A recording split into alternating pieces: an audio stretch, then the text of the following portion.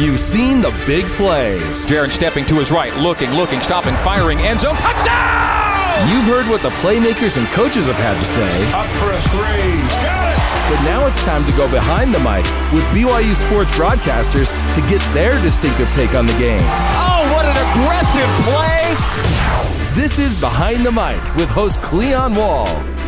In this week's episode, we are focusing on home and family. New BYU basketball point guard Rudi Williams and cross-country runners Davin and Creed Thompson will be guests later in the show. But first, whenever I receive criticism from the family members in my home, I turn defensive. It's probably because they know me the best. The BYU football coaching staff and team have been criticized by their fans after giving up loads of yards and points to Arkansas. But former Cougar QB and BYUtv analyst Blaine Fowler says it shouldn't matter what your family in the homestands says about the team. I think as a team, if you have good coaches, the coaches just go, hey, this is static in the background. Like, you don't really care about you can't. You need to focus on what you have to do to get better on the field. So we need to be, everyone has to self-evaluate and watch what you're doing on film, identify the mistakes that you're making. As a coaching staff, the staff's going to say to the kids, we've got to change some scheme things to put you guys in a better position. But all of this noise from the fans and media, you can't even pay any attention to it. First off, because most of them don't have any clue what they're talking about, which is true. Probably 90% of those folks don't know anything about defense or don't have any clue of why they're not being effective on defense or what needs to be done to fix it. They just like to shout.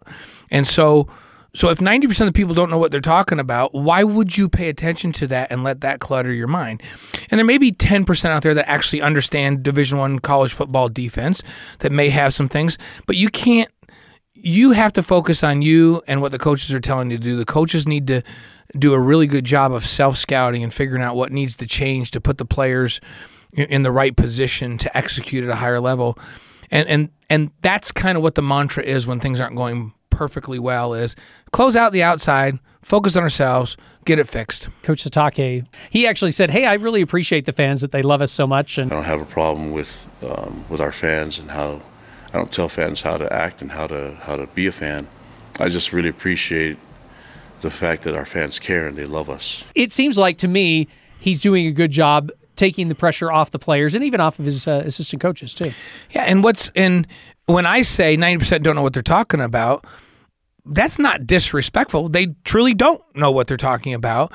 I'm not saying they don't have a right to voice it, and neither is Kalani, because the last thing you want is to have a fan base that's so apathetic that the standard is really low and they don't care. And there are places like that around the country where if they could just win 6 games and get to a bowl, people would be happy. But when you lose 2 games in a row at BYU, the fans get anxious. They want to know what's going on. That's not a bad thing. The standard is so high because of the excellence over time that really, as a staff, and I think Kalani does a great job of this, you have to embrace that. You're like, yeah, we have a target on our backs. Yeah, if we lose 2 games in a row, people are upset. That's because the standard's high, and that's what we want it to be. And I would say that nobody's going to be more critical than the staff and the players themselves because they think that the standard is that high as well. When I'm saying you can't listen to it, you just have to block it out. You're okay. Fans have a right to say whatever they want. Players don't have to listen to it, and they shouldn't, because it's a distraction. What the players need to do is focus on what they're doing. And the coaches need to say just what Kalani's doing. Hey, they have every right, and we're glad that the standard's that high, and we're glad that the fan base is this passionate, and that's great. Now, they're not going to listen to individual fans and say, well, we should go to a 4-man front because that's what's... Yeah. But they need to embrace the fact that people don't like it when they lose 2 games in a row. That's great. That's the standard you want, right? And you want to live up to that standard. You have an obligation to live up to that standard. I think Kalani does a good job of embracing that. Coach Satake was asked if there's going to be any changes with defensive coordinator. He said, we're all feeling pressure right now, and I can understand why. That's just that's his job, and that's the expectations of our fans are high, and I don't have a problem with it. So if you're acting specifically on that one, there's when you're giving up that many points and that many yards, then there has to be that's the level of accountability. There has to be pressure on all of us, and that's my job as head coach. We know something's going to change. We're not exactly sure what it is, but we know something will change. What do you anticipate from the defense this week? I think you're going to see a much simpler, because they've been trying to run a lot of complicated schemes here early in the season. They had some veteran guys. They have had some injuries to veteran guys like Malik Moore at free safety, who in the back end of your defense with all that experience can get guys aligned, can make checks, and do all those things. And so you go along, you play a great game to open the season, you start getting some guys nicked up, and it seems like they've been adding more and more to the scheme as the competition's gotten better. And what we've seen is that the players aren't executing at a high level. My own personal opinion is because it's a little too complicated for them at this point. And so I think what we're going to see is we're going to see BYU this week go, we just need to be simpler with our schemes. Like, we need to put the players in a position where they're not thinking and they're just playing and reacting so that they can play fast. I see some really uninformed tweets out there by people that have a lot of followers, like, oh, see, that's Arkansas, SEC speed, BYU doesn't match up. That is a bunch of baloney. BYU does not have a lack of, that's like a 10-year-old narrative that's long gone. BYU's just as physical and just as fast as Arkansas. They've got corners that run 500 meters, just as fast as anybody in the country has. They have linebackers that can run with anybody in the country. They're just as big and physical. BYU's problem on defense is not that they don't have enough speed or they're not strong enough. Their problem on defense is you got two guys in the same gap. You got defensive backs playing man-to-man defense, lining up at the same level and running into each other. You have defensive backs looking into the backfield on a zone defense and not snapping their eyes back to the wide receiver and getting burned for a touchdown on a hitch and go. And I'm talking about corners that have plenty of speed to run with that wide receiver. It has nothing to do with speed or physicality. BYU's recruiting's changed. But to me, the glaring issue is one game where the guys are having a problem with errors, especially on third down, you go, oh, okay, maybe this was just a bad week.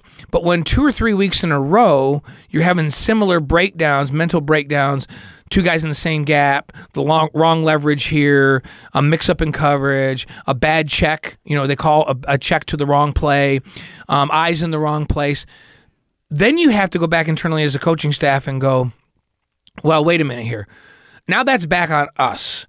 Yes, the player made the mistake, but obviously as a staff, we've given them too much.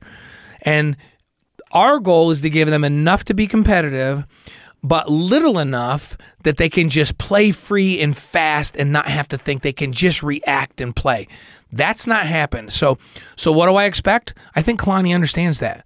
And I think that we're going to see a much more simplified game plan where the defense can just run and play, fewer checks, less complicated schemes, and let them just go play, especially with the schedule over the next 6 weeks, right? Cornerback Gabe Judy Lally said the players need to hold each other more accountable to each other. We're able to talk with ourselves and call each other out on our mistakes. And at the end of the day, we all know it comes from a place of love.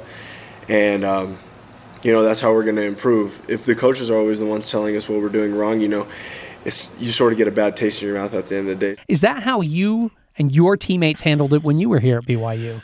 There is this, and when they say hold them accountable is you hold each other accountable to watch on film and then to make sure that the proper corrections are being made in practice that next week, where you're helping each other going, hey, remember this play last week? This is where the breakdown was. Do you have that now?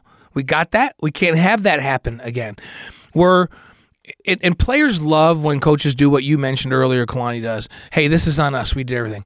But there were some pretty simple schemes that were blown last week where players were just like, you're going, in your mind, you're going, wait a minute, he's the C-gap player. He started in the C-gap. Why did he just decide he was going to bounce to the B-gap? And they ran it right down the C-gap. Those are player errors. A good coaching staff never goes, hey, such and such blew it. Because what happens is when you take accountability as a staff like Kalani has done, Elisa has done, the players look at that and go, man, no way, man. I just watched the film. They told me to be in the C gap, and I went in the B gap. That's on me. I need to get this right because I appreciate the coach taking the heat for me when that was my fault. And that's where Gabe's talking about players need to take some accountability and go, that's all fine and dandy to the public that the coach took the heat for that. But I have to get better. And I appreciate that mentality from players. When I was playing, we were really good for a lot of years. And I felt that like there was that mentality because Lavelle would do the same thing. Lavelle would say, no, that's on us. If they made those mistakes, then we didn't have them ready to go. It was the coaching staff. And we'd get together as a team. We're watching film. We're like, that's a bunch of crap. Coach prepared us. We blew it. And the coach had our back. Now we need to have his back and go out and perform this week because he took the heat when he didn't need to. So I love that circle and how that works. When Klein takes the heat, the players should go, okay, we won't take it in public because he just did, but we're going to take the heat in practice and get better because we owe it to him for taking the heat in public. Blaine Fowler always brings the heat on Behind the Mic and on BYU Sports Broadcasts. Coming up next, Rudi Williams has found a home in Provo playing basketball, but it started out by leaving his home country of Canada when he was a teenager.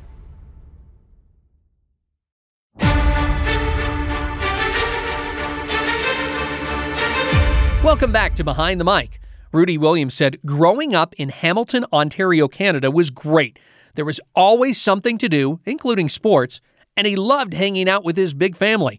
But to pursue his basketball dream of a college scholarship, Rudi knew he would have to leave home so that coaches in the U.S. could see him play. So he spent his junior year of high school in Florida and his senior year in North Carolina, and he didn't know a soul at either school. See, it was just like starting a whole new chapter in my life, and I was there by myself, and yeah, it was tough, but it was really fun, and it was a really fun journey, honestly, looking back at it. Was it tough on your mom, too? Yes, for sure. You know, that summer before school started, it took a whole lot of convincing because I kind of had the idea of it in the early time of the summer, you know, the May, June, and I would always kind of pitch it to her, and she never thought I was mature enough. She didn't think I was ready to leave home. So that summer, I always like to say that I was on my best behavior so I could prove to her that I was ready for this. And this was something I really wanted to do. So that summer, I made sure I stayed out of trouble, you know, and I just showed to her that, like, I was ready to take on this new journey in my life. So why end up going to Northeastern Oklahoma A&M? Why do you feel like that was the home for you at that time after you left high school? I just remember we had college coaches coming in. It was during the springtime. We were doing spring workouts at my high school Forest Trail, and the coaches from Northeastern Oklahoma, they came through. They were on their recruiting trail, and that day I just had a good day, and you know, I think they fell in love with me at the time, and they just said, they were like, hey, like, we want you to come to our school, and they were like really, really consistent with the pressure of recruiting me and, you know, showing me a lot of love and stuff like that. And me at the time, I think I was 17, maybe 18. I have never been to Oklahoma. I didn't know much of Oklahoma, so I never really used to think much of it, but it was honestly just relationships, and I kind of just went with my gut and, you know, trusted their word, and it ended up working and panning out, honestly. Did that feel like a home to you in a way since you got to spend 2 years there, or was it just like a stopping place knowing I have bigger plans ahead in my life? It became home, honestly. When I first got there, you know, I was really homesick. Oklahoma was really foreign to me. Like, I thought I was in a completely different universe, honestly. But I just ended up growing to love it, and the people embraced me there. They loved me. You know, the school, they took care of me, and it ended up being home. And, you know, I was kind of like the little golden child there for 2 years, honestly. And, you know, I still go back from time to time, and they still show me nothing but love over there. So it ended up being home. If it would have been an opportunity for you to just like stay there, let's say that college was a 4-year college, would you have stayed there all 4 years, you think? Most definitely, yeah, because I was comfortable there. You know, I was familiar with the area at the time, obviously, after the 2 years, and the like, you know, the life on the court, the basketball stuff, you know, I kind of figured it all out over there. So if that was a 4-year Division I college, I probably would have committed to the University of Northeast Oklahoma. But that's not what happened. You have to go somewhere else. And so yeah. you end up at Kansas State University. Yes, sir. Did that feel like home to you? Why choose Kansas State in Manhattan, Kansas? I picked Kansas State, honestly, because when they were recruiting me, I knew a lot about Coach Weber. And, growing up, watching him on TV as a kid, I knew who he was. And the staff kind of they showed me a lot of love. It was a weird time with recruiting and just in the world in general, because that's when the pandemic broke out and everything got shut down and everyone got sent home. So it was a lot of FaceTime calls, Zoom calls, phone calls, and they called me every day. And, they cared about me more than just a person. They worried about me as a basketball player and a person. And they kind of just had a good vision for me there, and they said I had a good opportunity there to come play and help them win ball games and just grow as a person, as a player. And honestly, I feel like I did. I know I left, but I don't regret any time there in Manhattan, and I loved it there. I enjoyed it. It was hard to leave for sure. Yeah. So why do that? Why if you had such a good experience and you felt great about the people around you, it seems, again, you're comfortable. It's kind of like you're at home. It's kind of like, when I go home, I'm like, oh, I'm at home, stuff like that. But with you, it's just kind of like, no, is it something like there's got to be something else out there for me? Yeah, it was just tough because I didn't have the year that I wanted to have, personally. At times I struggled, at times I had a lot of success. But and the team, we struggled as well, too. We were a really young team. I think there was like 8 or 9 freshmen, 3 guys transferring in. So we were a really young team. And honestly, I kind of just, when I envisioned my career in Division I, I just envisioned it, just not that. Like I said, it was tough to leave because I loved all the people there and I grew and I developed. But I just had a bigger vision for myself on the court. So when I was leaving, that's where my mind was at. And I was like, I just have to go somewhere where I can maximize my game. So were you able to do that at Coastal Carolina? Because that's where you ended up next. Yeah, for sure. Coastal Carolina, it was fun there. I grew as a player there as well. And they kind of just, they just let me do my thing there, and they rolled the ball out. And I had a lot of success on that stage over there in Myrtle Beach. It's a nice area. That seems like a nice place to stay. But you decide again, it's time to leave and try something else. Why the move again and now to BYU?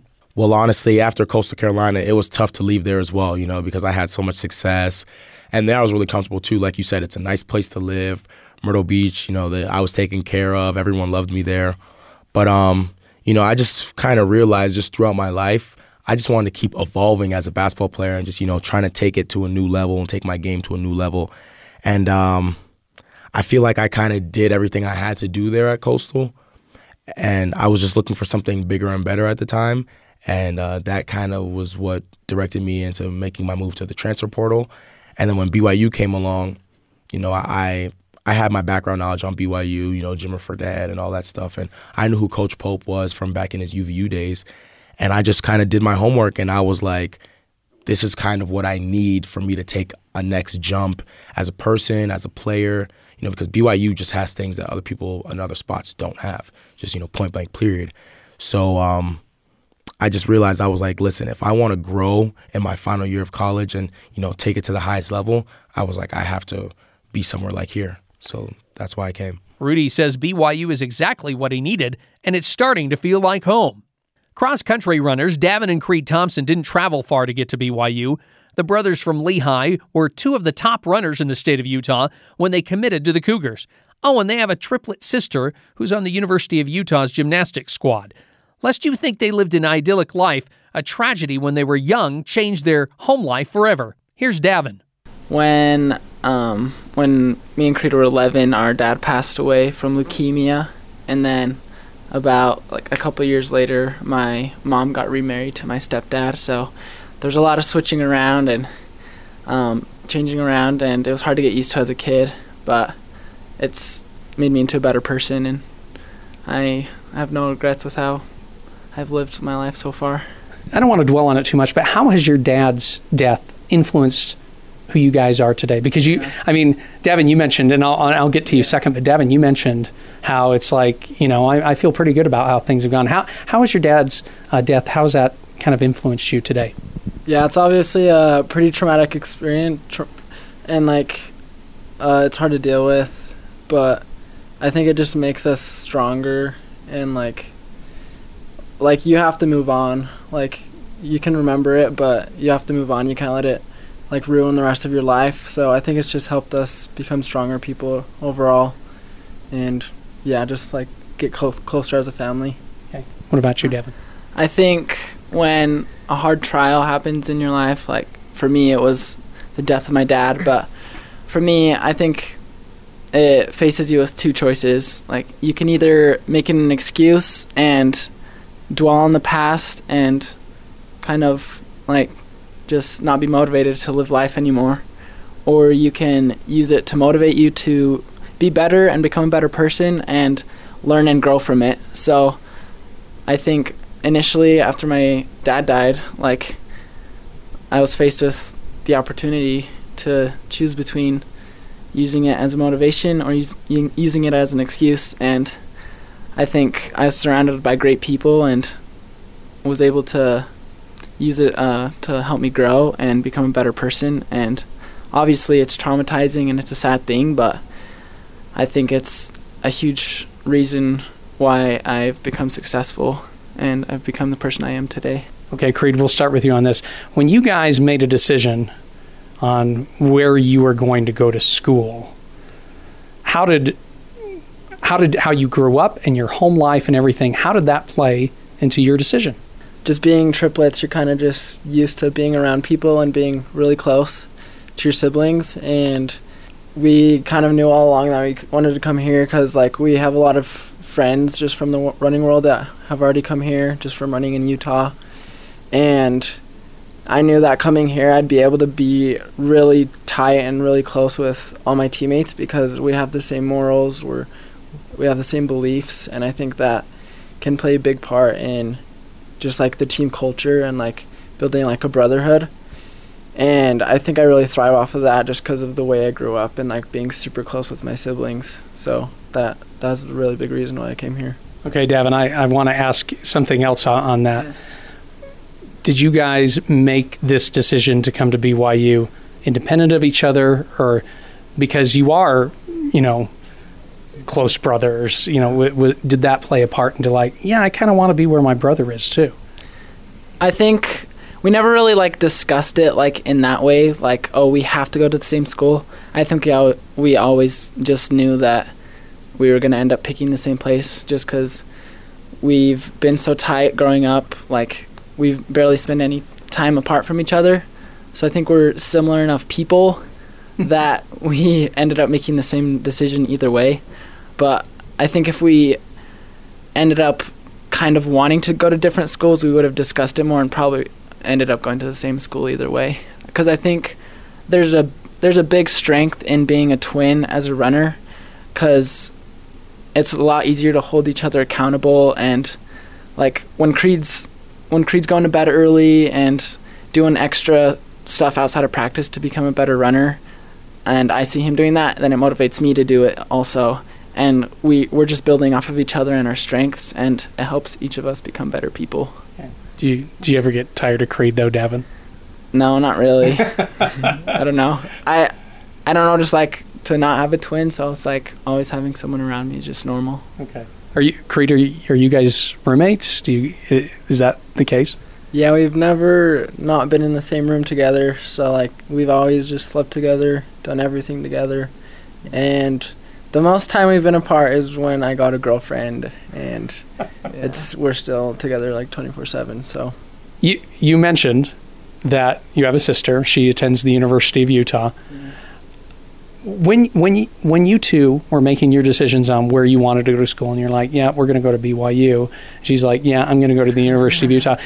This has nothing to do with rivalry, but was there anything like, maybe I'll go to the University of Utah because I wouldn't mind being close to my sister, or is it just a little bit different because your third sibling is a female? We'll start with Creed first. She always wanted to go there growing up, and she initially committed to, I think, Cal Berkeley, just verbally, but she couldn't deny that she always wanted to go to the University of Utah. Mm-hmm. And it's kind of the same here. Like, BYU has one of the best programs in the nation for running, and just ever since I started running, it was my dream to come here. And I couldn't pretend to not want to come here. So, and the University of Utah doesn't have a men's distance program, so I didn't really have a choice. I had to come here. How often do, like your mom, other siblings come and support you? So at our home races, usually like my mom and my stepdad and some of my siblings will come and support. But like you said, there's very few home races. But my mom actually got a job like haircutting at a salon so that she could come watch all of our races out of state. So my mom has come to almost every out-of-state race and supported us, which is super awesome. She's always been there for us, which is super special. So okay, Creed, what about your sister, though? I mean, I know she's a student at the University of Utah. Does she come support you at your races, too? Yeah, she's been pretty good at coming, like, for the ones that are in Utah, at least. But it's kind of funny because, like, at the University of Utah, gymnastics is, like, a super big thing. It's, like, probably more, like, hype to go to there than, like, a football game because they just have a super amazing place. So my mom always invites, like, everyone to go to her gymnastics meets, and then it's just, like, her and my stepdad at our cross-country meets, so it's kind of sad, but, yeah, it's funny. What do you think home like's going to look like when you guys are done with your athletic career here at BYU, but also your academic career here at BYU? We'll go with Creed first. That's a really good question. I'm not one who is super fond of growing up and becoming an adult. I like having fun and being a kid, but I think family is super important. So I think living by each other and still being super close, maybe still going for runs in the morning together when we're grown up and married, I think that would be awesome, but who knows? Okay. Davin, what do you think? Yeah, hopefully after college we can both run professionally and still live by each other and train together.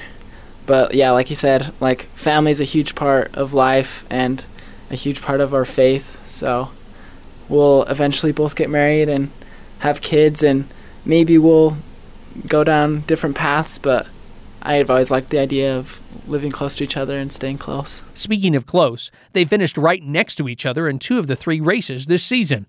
Thanks for listening to Behind the Mic. Please download, subscribe, rate the show wherever you get podcasts, or listen to episodes on BYUradio.org or on the free BYU Radio app. Behind the Mic is a production of BYU Radio.